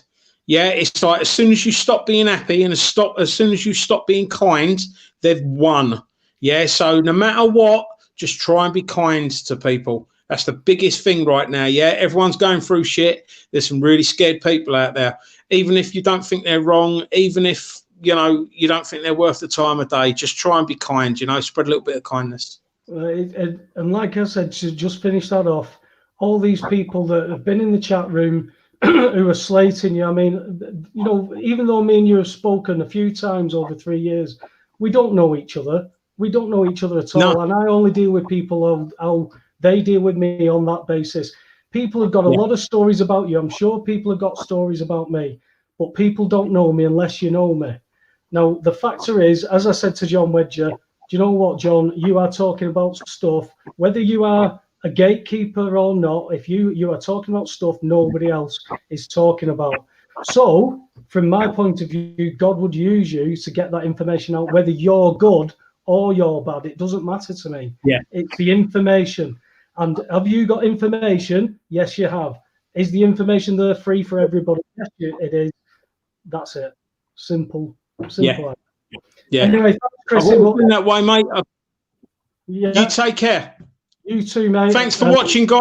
Everyone soon. You take care, yeah? Be kind. Nice one, Chrisy. Take care, guys. Bye. So that's the end of the show. It's like I said, I wanted to get in touch with Chrisy to see where things were up to, because he was very prominent at one time, and then things had happened, and I know that he's got a lot of trolls. And you know, it's fair enough if that's what you think about people. That's fair enough, but it's about information. And if people are trolls or people are shills, they'll always come out. At the end of the day, take the information. If you don't have all the information, how can you have an opinion on it as wholly as you think? Because some information may change your opinion. It's whether you can hold that information without the belief. That's critical thinking. And that's what we've got to start doing, boys and girls. Time to grow up.